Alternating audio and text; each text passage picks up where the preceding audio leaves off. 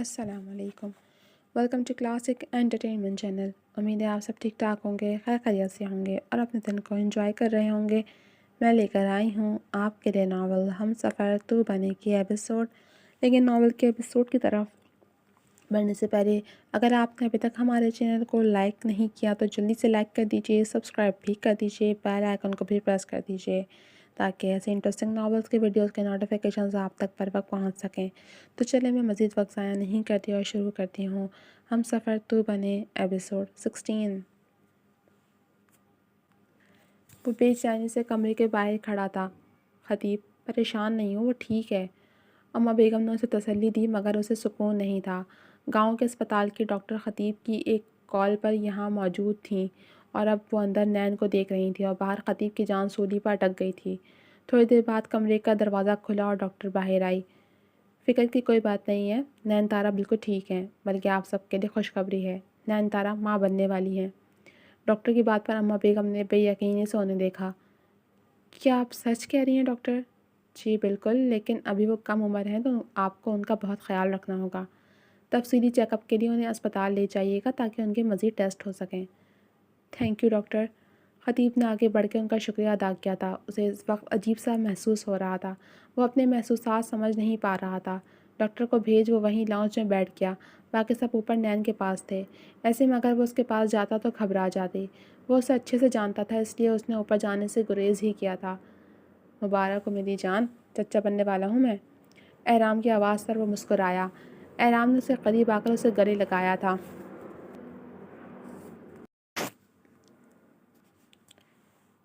So happy for you خطیب۔ میں بہت خوش ہوں احرام، آج احساس ہو رہا ہے کہ یہ فیلنگ کتنی انوکھی ہے، وہ فرحت مسرت سے کہتا ہے احرام کو مسکرانے پر مجبور کر گیا۔ جب اسے پتہ چلا تھا کہ اقصیٰ ماں نہیں بن سکتی، اس کے بعد سے اس نے کبھی اولاد کی خواہش نہیں کی تھی۔ اسے لگتا تھا اس کی یہ خواہش اقصیٰ کو تکلیف دے سکتی ہے، لیکن اسے یہ بالکل بھی اندازہ نہیں تھا کہ اقصیٰ ایک جھوٹ کی بنیاد پر اسے اس حق سے محروم رکھے ہوئے ہے۔ نین سے شادی کے بعد بھی وہ اس حوالے سے خوفزدہ تھا، لیکن آج اس خبر کو سن کر دل میں سکون سا اترا تھا۔ بھابھی سے ملا تو؟ نہیں، فی الحال تو نہیں، ابھی سب اس کے پاس ہیں تو مجھے جانا اچھا نہیں لگا۔ چل کوئی نہیں، مل لینا اور میرے لیے دعا بھی کرنا کہ میرا بھی بھلا ہو کچھ۔ اس کی بات پر خطیب قہقہ لگا کر ہنس پڑا۔ اسی ہفتے کے آخر میں تیری رخصتی کروا تو رہے ہیں، اب اور کیا اچھا چاہیے تجھے؟ رخصتی کے ساتھ اگر ہماری منقوہہ کا موڈ کچھ اچھا مل جاتا تو احسان ہو جائے گا، ابھی چھوٹی ہے، سمجھ جائے گی۔ ویسے خطیب تو ماں بیگم کی اس سے بات کرنا شہر میں شفٹ ہونے کی، یہاں بھی اسپتال میں اتنی سہولیات نہیں ہیں، کام ہو رہا ہے لیکن اس میں ابھی وقت ہے، میں چاہتا ہوں دل کی پڑھائی نہ رکے۔ چاہتا تو میں بھی یہی ہوں کہ نین بھی اپنی پڑھائی آگے شروع کرے، لیکن تو جانتے ہیں اماں بیگم کو وہ کبھی راضی نہیں ہوں گی، یہ گاؤں ان کا دل ہے۔ یہ بھی ہے، خیر ابھی دیکھتے ہیں کیا کرنا ہے۔ اور یہ بتا اسفن کے پاس کب جانا ہے؟ وہ واپس جانے کا کہہ رہا تھا۔ مجھے نہیں لگتا وہ ابھی واپس جائے گا، اس کا ارادہ ہاسپٹل میں انویسٹمنٹ کرنے کا ہے تو اسے یہاں رہ کر سب کچھ دیکھنا ہوگا۔ چلو دیکھتے ہیں پھر آگے کیا ہوگا۔ خطیب کی بات پر وہ سر ہلا گیا۔ بہت مبارک ہو نین تارا۔ سب کے جانے کے بعد اقصیٰ اس کے کمرے میں آئی تھی۔ شکریہ۔ شکریہ تو مجھے کہنا چاہیے، تم نے میری خواہش پوری کر دی، مجھے اتنی خواہش تھی نا بچے کی، اب جلدی سے میرا بچہ میری گود میں آ جائے۔ اقصیٰ کی بات پر اس کا دل بری طرح سے دھڑکا تھا۔ ایسے ہوائیاں کیوں اڑ رہی ہیں چہرے پہ؟ یہ تو شروع سے طے تھا نا کہ یہ بچہ میرا ہوگا اور تم خطیب کی زندگی سے۔ اقصیٰ، اس کی چلتی زبان کو بریک خطیب کی تیز آواز پر لگا تھا۔ چہرے کا رنگ منٹوں میں تبدیل ہوا۔ کیا وہ سب سن چکا تھا؟ اگر وہ سب سن چکا تھا تو یہ بالکل بھی ٹھیک بات نہیں تھی اس کے لیے۔ خوفزدہ ہو کر اس نے خطیب کو دیکھا جس کی نظریں نین تارا کے زرد چہرے کی جانب تھیں۔ خطیب آپ، مجھے نین تارا سے بات کرنی ہے اقصیٰ، اکیلے میں۔ وہ سختی سے کہتے نین تارا کی جانب بڑھا، اس کا مطلب تھا وہ یہاں سے جا سکتی ہے۔ احساس توہین سے اس کا چہرہ سرخ ہوا۔ بنا ایک لفظ کہے وہ فوراً سے اس کے کمرے سے نکلی تھی۔ اس کے نکلنے پر وہ دروازہ لاک کرتے نین کے پاس آ کر بیٹھا جو سر جھکائے خاموشی سے بیٹھی بے آواز آنسو بہا رہی تھی۔ خطیب کو دل کو کچھ ہوا تھا۔ نین، نرمی سے اس کا ہاتھ تھامے خطیب نے اس کا چہرہ بلند کیا جو آنسوؤں سے تر تھا۔ ایسے رو کر خود کو تکلیف دے رہی ہیں یا مجھے؟ صرف اتنا بتا دیں۔ اس کے آنسو اپنی پوروں سے چنتے اس نے ہولے سے نین کے تارا کے ماتھے پر لب رکھے۔ مجھے اس دنیا کی سب سے بڑی خوشی دینے کے لیے شکریہ۔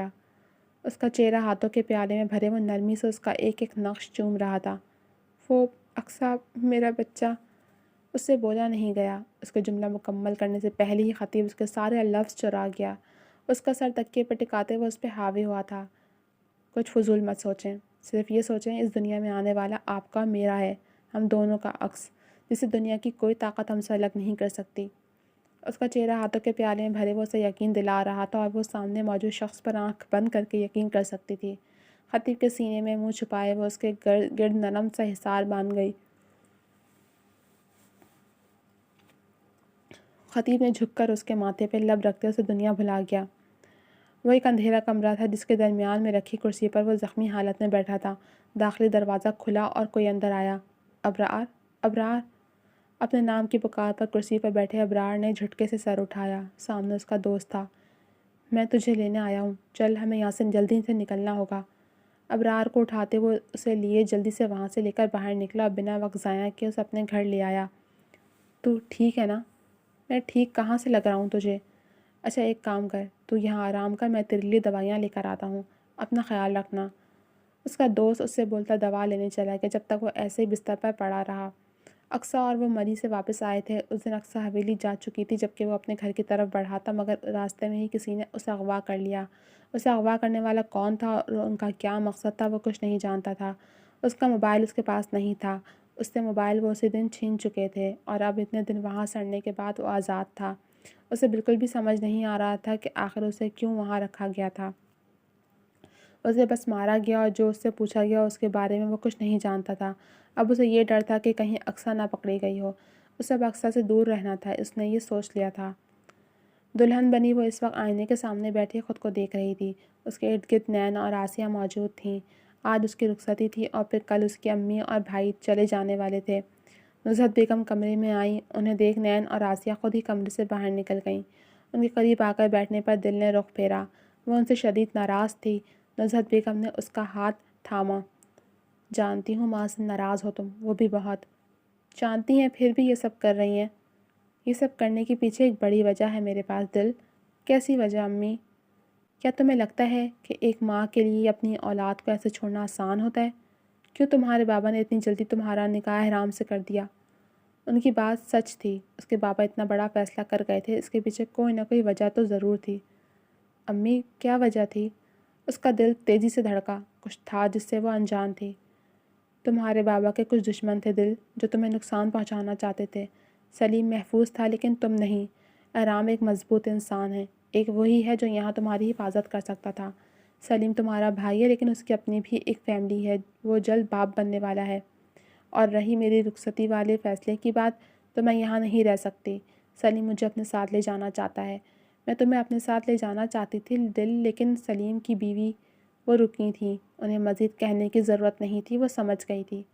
سلیم چاہتا تھا میں اس کے ساتھ جاؤں، تمہاری رخصتی کر دی جائے، ویسے بھی نکاح کو زیادہ وقت کے لیے نہیں رکھنا چاہیے، اس لیے میں چاہتی ہوں تم کھلے دل سے اس رشتے کو قبول کرو اور مجھے ہو سکے تو معاف۔ امی کیسی باتیں کر رہی ہیں آپ؟ وہ تڑپ اٹھی تھی۔ میں سمجھ سکتی ہوں آپ کے لیے بھی یہ سب آسان نہیں ہے، آپ معافی مت مانگی امی۔ ان کا ہاتھ تھام کر کہتے اس نے بہت مشکلوں سے اپنے آنسوؤں کو روکا تھا۔ اللہ تمہیں احرام کی آنکھوں کی ٹھنڈک بنائے دل، کبھی اپنے ماں باپ کا سر نہ جھکنے دینا میرے بچے، ہمیشہ اس کا احترام کرنا۔ میں آپ کو کبھی مایوس نہیں کروں گی امی۔ ان کے گلے لگے اس نے ان سے وعدہ لیا تھا۔ یا اللہ یہ مجھے کہاں بھیج دیا چچا نے؟ وہ اس عالیشان حویلی کے باہر کھڑی تھی۔ ادیب چچا نے اسے کام کے لیے یہاں بھیجا تھا، اب اسے اندر جا کر بڑی سرکار سے ملنا تھا، لیکن اب بالکل سمجھ نہیں آ رہا تھا کہ جائے تو کہاں جائے۔ کیا ہوا بیٹا؟ واچ مین اسے کب سے ایسے کھڑا دیکھ رہا تھا۔ آخر اس کے پاس آ کر اس نے پوچھا، بابا مجھے ادیب چچا نے بھیجا ہے، حویلی میں آج شادی ہے تو کام کرنے کے لیے، مجھے بڑی سرکار کہاں ملیں گی؟ اچھا ادیب نے بھیجا ہے، ایک کام کرو تم یہاں سے سیدھا جاؤ، اندر ہی کسی سے بھی پوچھ لینا، وہ تمہیں بڑی سرکار تک پہنچا دیں گی۔ ان کی بات پر وہ سر ہلاتے اس نے قدم بڑھائے تھے۔ وہ ہمیشہ سے باپ کی لاڈلی رہی تھی اور آج ان کی خاطر وہ کسی گھر پر کام والی بننے کو بھی تیار تھی۔ آنکھوں میں آیا آنسو پوچھتے اس نے گہرا سانس بھرا۔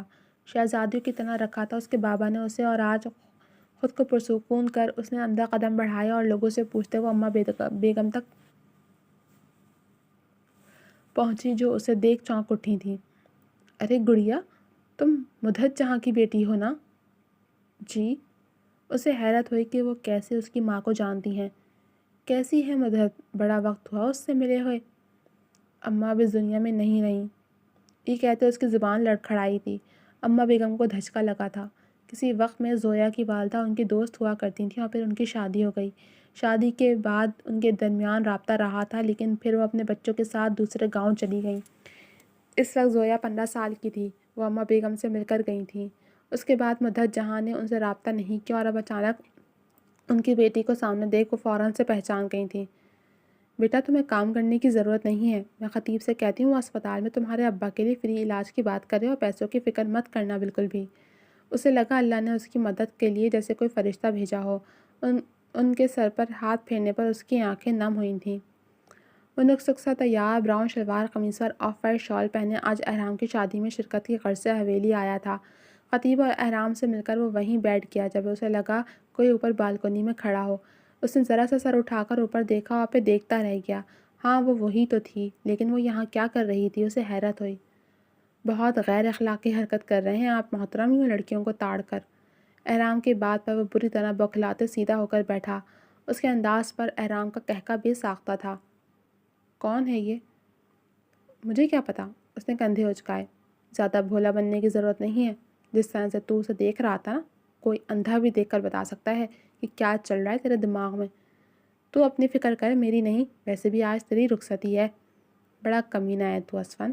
دیکھتا ہوں میں کون ہے یہ جو ہمارے بھائی کو ایسے پاگل بنا گئی ہے۔ احرام کی بات پر اس نے ایک مکہ احرام کی کمر میں جڑا تھا۔ اس کی حرکت پر احرام کا قہقہ گونجا تھا۔ جی تو جناب، اب تک کے صرف اتنا ہی۔ کیسے لگی آپ کو یہ ایپیسوڈ؟ کمنٹ سیکشن میں اپنی رائے کا اظہار ضرور کیجیے گا۔